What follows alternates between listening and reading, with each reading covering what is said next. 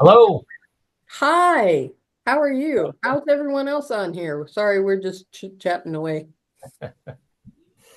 Totally fine. Yeah, I was going to say, being greeted by machine guns, you don't need to know a language to understand what that means. So No. that's the same no matter where you are. But all right, well let's go ahead and get started. I've been called out of the bullpen by Katie to run the meeting today. So we'll see if I'm rusty or not. But as we always do, we'll start with the Pledge of Allegiance. I'll stand and recite. Certainly welcome to recite along with me, mute or unmuted, but we'll go ahead and get started. So I pledge allegiance to the flag of the United States of America and to the republic for which it stands, one nation, under God, indivisible, with liberty and justice for all. Thank you. And are there anyone in, or is there anyone, I should say, in our Rotary family that we should be keeping in our thoughts today and this week? Please sound off or drop in the chat. We'll give folks just a moment.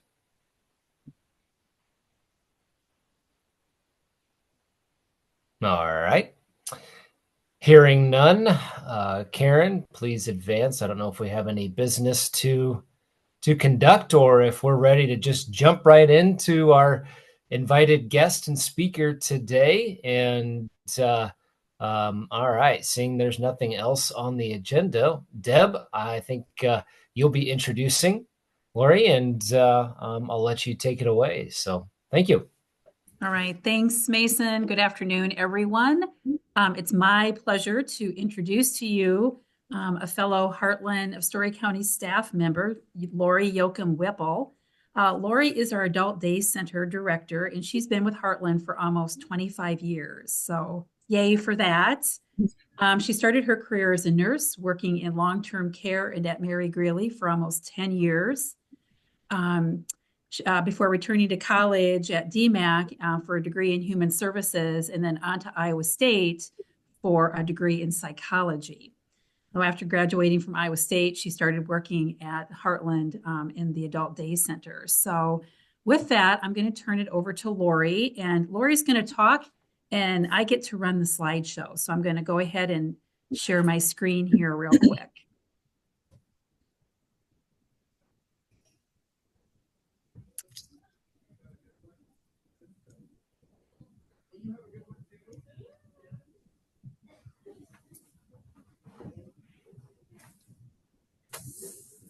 Alrighty, now I guess it's going to be my turn. And again, like Deb said, my name's Laurie Yocum Whipple, and I have been at Heartland for almost 25 years. And I guess it always comes back to find a job that you love to do and you'll never work a day in your life. And that's what I've been able to do because I do love what I do and what we're able to do for families. With it being an adult day center, at the time that I took the job, I'd never even heard of an adult day center before. And I think that is most of the knowledge people have. They don't know about it until they become desperate about something and something happens in their life with their family members and they start to seek services and what to do. And most everybody, their goal is to stay at home. Nobody's goal in life at the end of life is to go into a nursing home. That just doesn't seem to be what people want to do at the end of their life. And our goal is to keep people in their homes. And I know as my own testimonial to that, I can say that we were able to keep my mom at home and coming to daycare for over 9 years. So she didn't have to go into a nursing home. So I know that it's possible to do that with the services that we provide. And we were able to it was a cost-effective measure and able to, save selling a farm to keep somebody in long-term care. If anybody's familiar with the cost of what it is to put somebody, especially in memory care, into a facility, it can be run up to $150,000 a year, which is very, very costly. But what we are here to support primarily people 60 years and over. It's 499. Pardon? Sorry.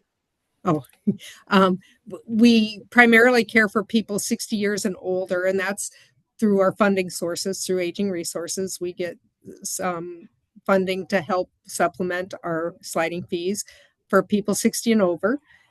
We do serve people younger with dementia because we are seeing more and more people under the age of 60 with dementia. And our goal, again, is to enhance their quality of life and to focus on their abilities, the things that they can still do, which makes it easier for them to stay at home if we can make it easier for the family members. And we're open Monday through Friday from 7:30 till 4:30, and not everybody comes every day, 5 days a week. They do, some do, but others come maybe one day, 2, 3, 4, whatever works for their family. We do primarily serve people with dementia. So staff is very well trained with the needs of people with dementia and the things that they do. But everybody that we serve is different. So we see one person with dementia and it's just one person with dementia, and the others, it could be different forms of dementia, Alzheimer's, Lewy bodies, Pick's disease, different forms of dementia, and all presenting with different things that they different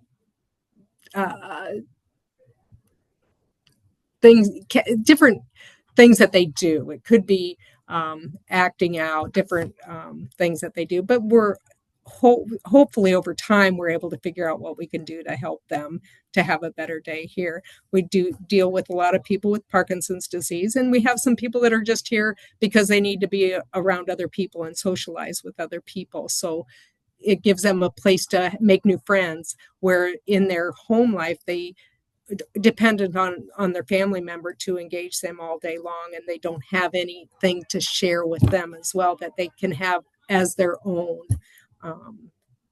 different activities that they do. So when they come to the adult day center, they get to go home and share the activities of the things that they've done. We do provide a calendar for our participants every month so that the families are able to see what is on the calendar and the different activities that we are doing. So then if their family member doesn't have the cognitive ability to remember all the different things they've done during the day, the family has a calendar that they can spark those memories and just ask, oh, it looked like you did horseshoes today. So they can ask about that and kind of give the answers to them to prompt them to be able to respond to that for them. But anything that we can do to make it easier for them. So there's some of our activities that we do, and it's all about just providing a safe place and a place for them to have fun and to laugh and to meet new friends and to do different activities that they wouldn't do on a normal day at home. I mean, it's hard. It is hard for one person or even two people to come up with something to keep somebody engaged for 24 hours a day, 7 days a week. And this just allows us to be able to help caregivers be better caregivers when it gives them a break from it. And I had the conversation today with a family member about how in-home care is important as well. We are just a continuum of that care, that they might need some help in the morning and they might need some help in the afternoon, and we can fill that gap during the day. But a lot of times people look to get in-home services through the day, which can run up the cost, but it doesn't always give the caregivers the break that they need, because the only true way to get a caregiver break is to remove the person from the home so that the caregiver can stay at home and do nothing if they want to and not have to be concerned about what's going on. And to know that we will take very, very good care of our participants. Our staff ratio here is 1 to 5, 1 to 6 participants per staff member. And it's not a nursing home. It can't even be compared to a nursing home. We don't have any beds in the day center. So we do have recliners. If they do need to rest, that's available to them, but they don't always.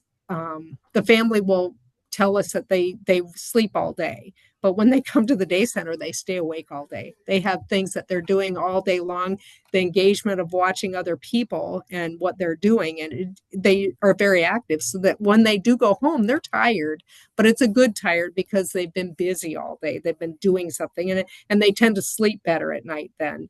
And the family doesn't have to worry about them getting up in the middle of the night and maybe roaming or doing, getting into trouble in the middle of the night. And after they've had a full day at daycare or at the day center, they we tire them out for that.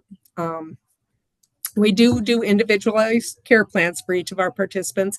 And an example of that is that if it's somebody that is needing assistance with walking, they're using a walker or a cane, and they're doing physical therapy and they need exercises to do, it would become part of their care plan, their service plan, that we implement that throughout their day of being here, that we take the time to walk them around and make sure they do get that time period in, and or do the exercises that the doctor or the physical therapists have asked them to do. It could be that they're incontinent, and we do have staff that assists with toileting, so that we're able to help with that.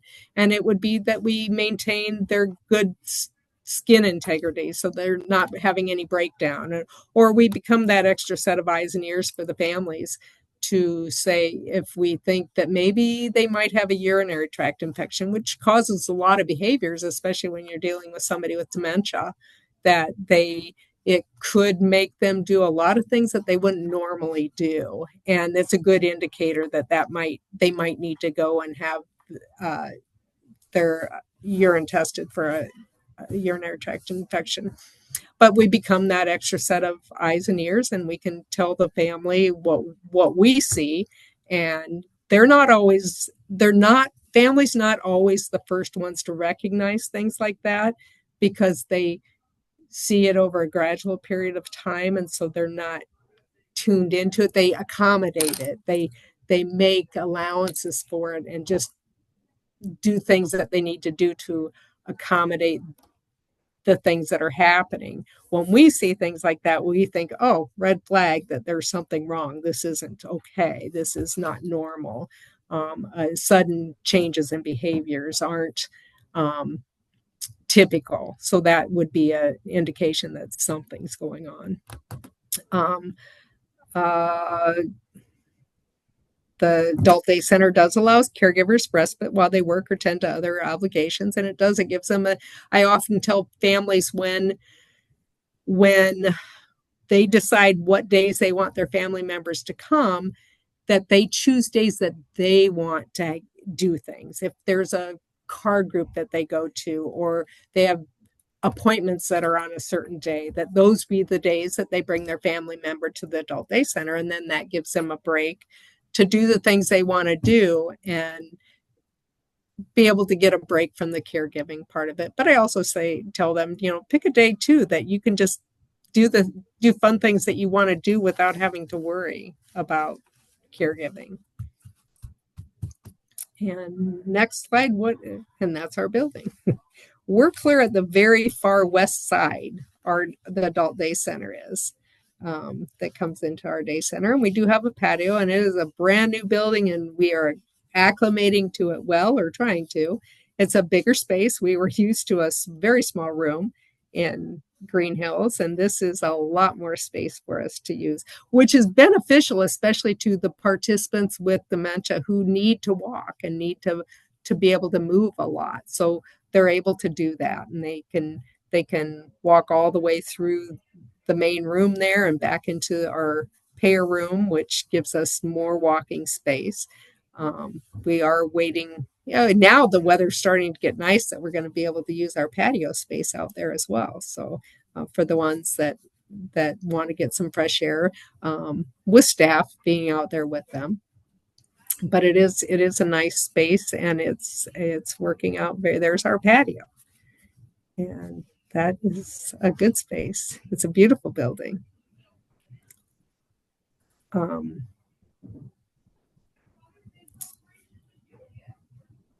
Okay. I'm trying to think of some of the things that I could tell you as in stories. I am open to questions. I think more of it is questions, people that are um, questioning what we do and how we can help them.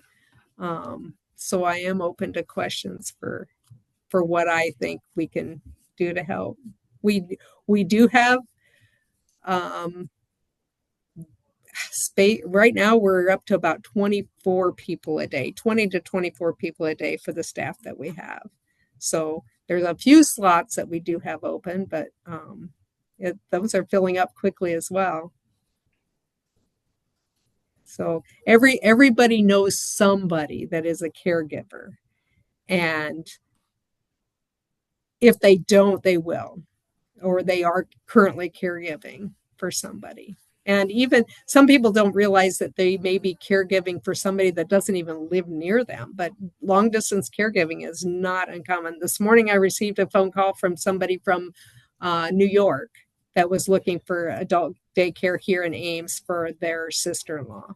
So, and just giving information about that. And my, at that point, when I started talking to her about it, I also gave her our outreach director or specialist number so that they could contact her as well to help with some potentially some in-home services that could aid them, because this person needed more than just adult day center. So it could be a collaboration of what our outreach can do as well as us to help people keep them in their homes.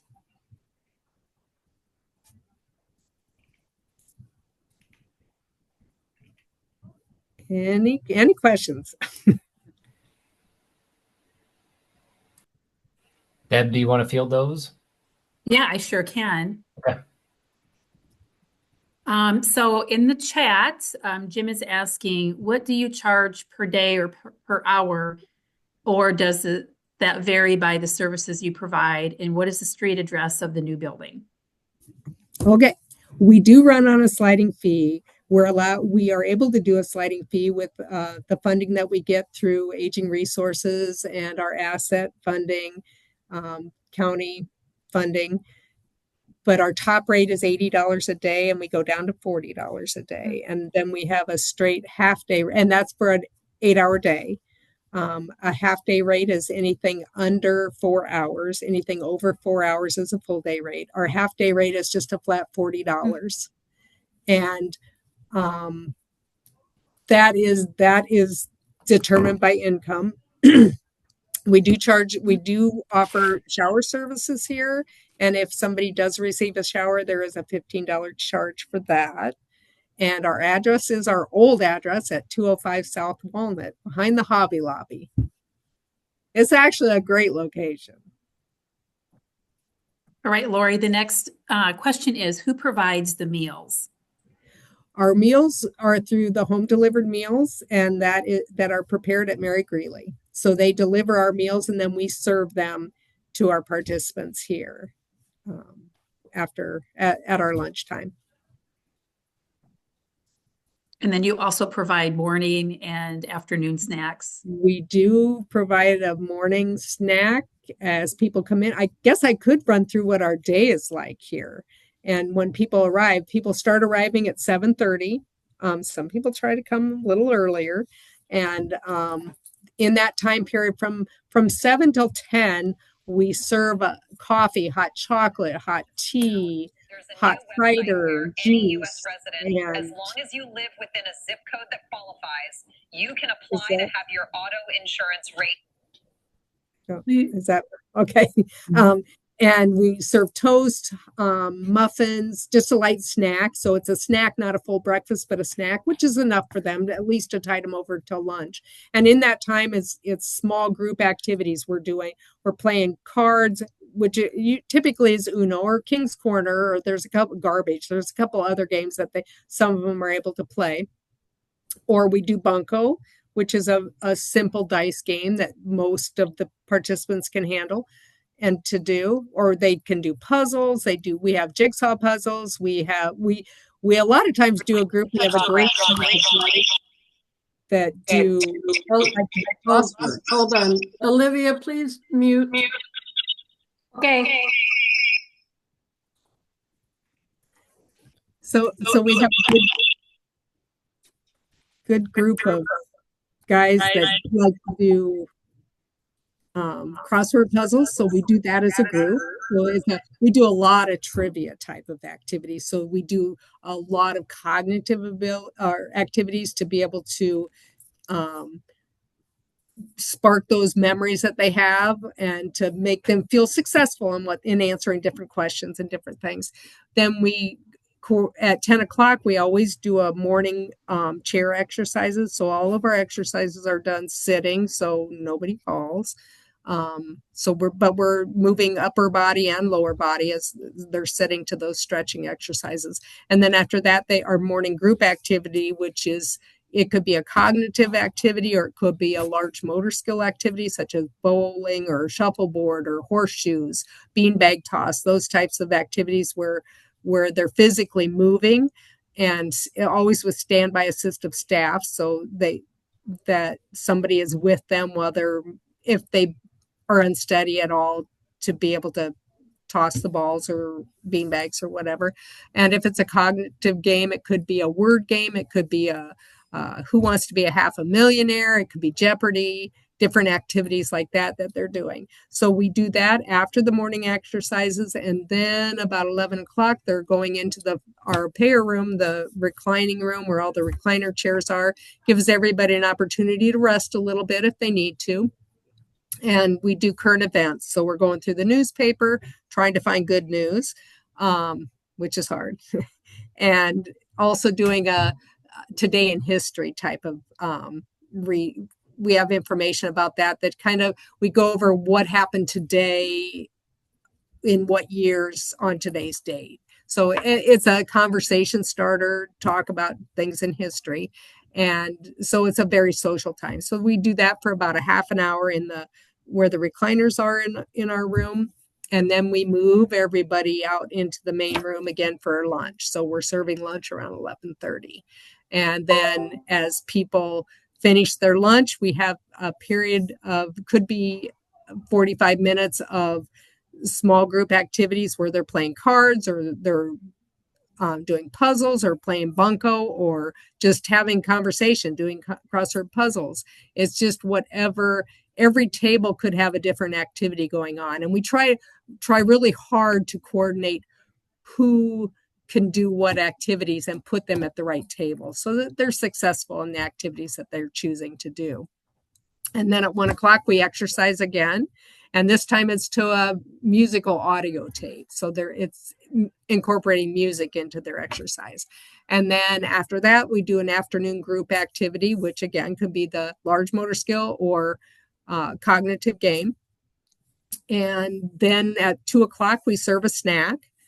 And then usually by 2:30, we have some group people that are starting to leave, but then we start another group activity at 3, an activity that is usually a large motor skill. It could be a cognitive game as well, trying to make sure everybody stays awake at that point. But the one thing that we are finding, and I know that none of these people are on TikTok, but their attention span is about that long. So we find that we're switching up activities a lot more than we did 10 years ago. They just need to stay engaged and changing activities more frequently. So we always have a plan B.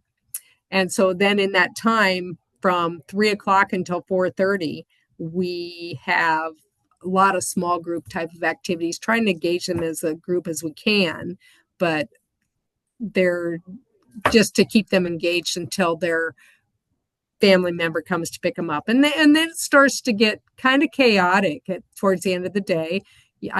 Most people have heard about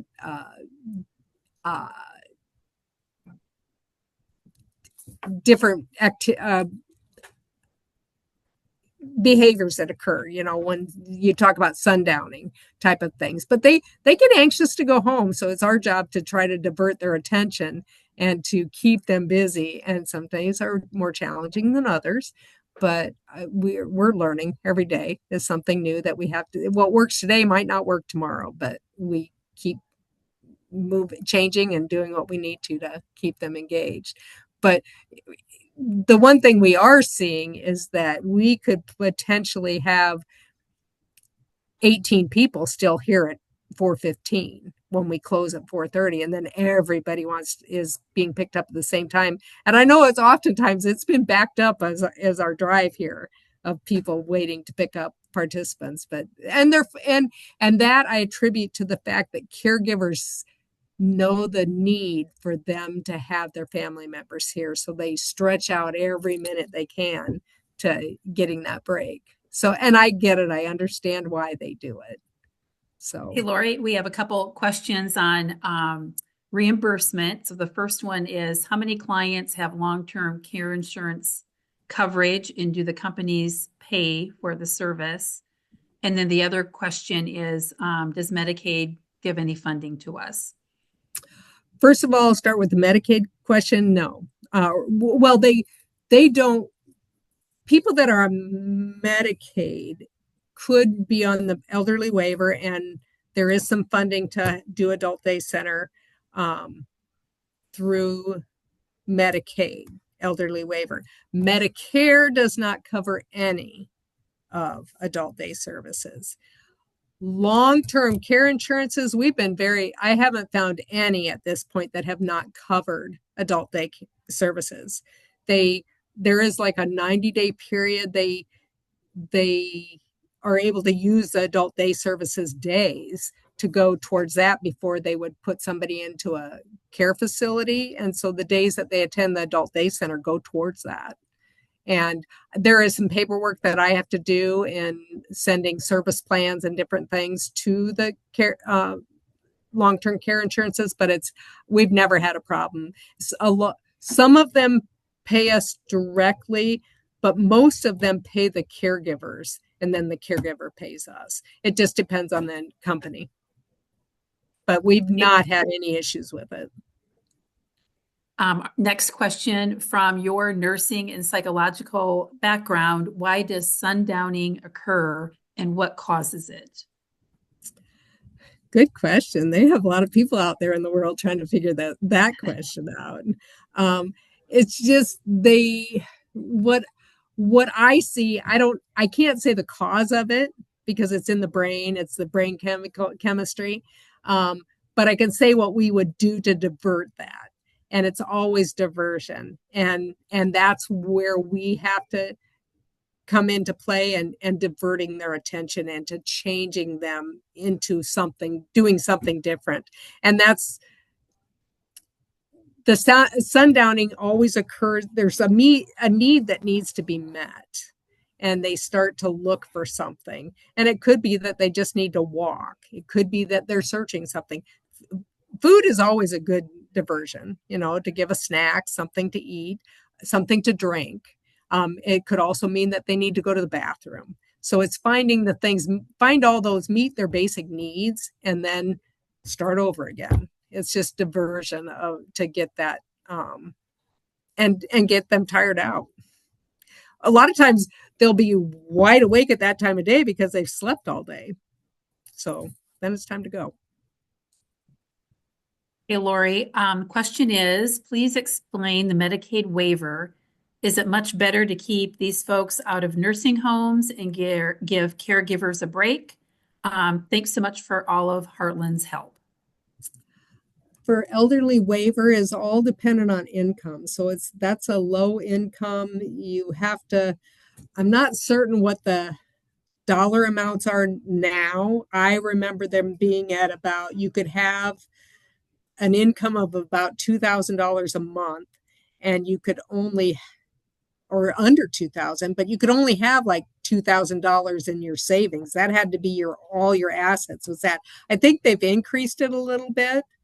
I always advise people, if they want to get their family member on elderly waiver, they need to be looking at a Miller trust, some kind of a trust that would save the assets of at least half the assets for the other spouse. And that would be to provide care for that person as well. So because you could dwindle all of your income and all your assets into long-term care. So you have to have some way to be able to reserve and preserve at least half of those assets for the surviving spouse. Most of the participants that we have that have dementia are really healthy, physically healthy, and they just can't be left alone, and they could live for a long time. And so and I'm not certain that long-term care insurance has a limit to it.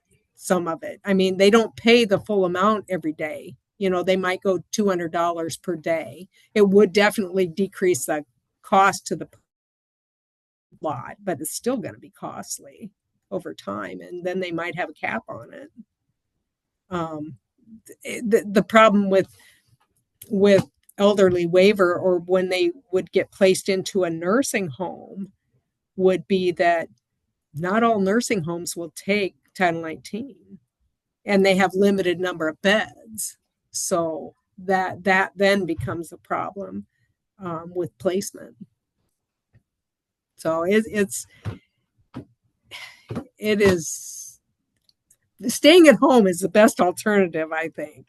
But we're finding a generation of people coming up that don't want to be caregivers, I guess.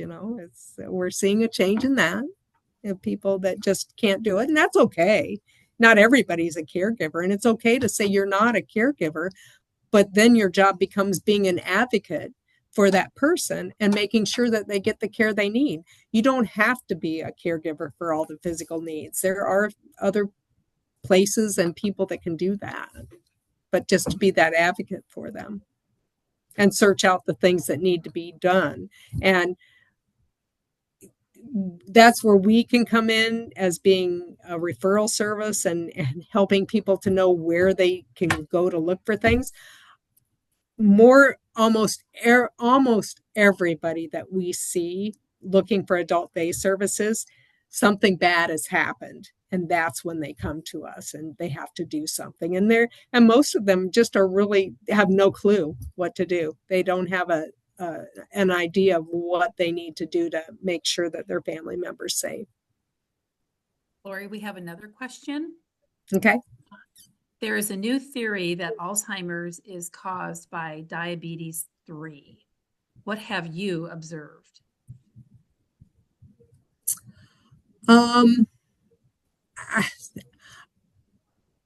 It's another theory.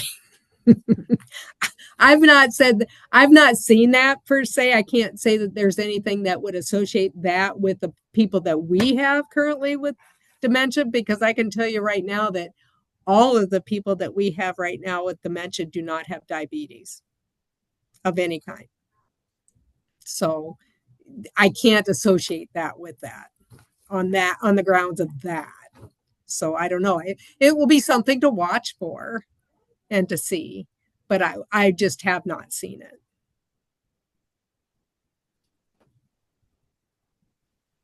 All right. Are there any? Oh, here's another question. Originally, when long-term care insurance first came on the market, it could be purchased for lifetime coverage. Now, few, if any, companies write more than 2 to 5 years of coverage for any clients. So just a statement there. Mm-hmm. Are there other questions or comments for Laurie?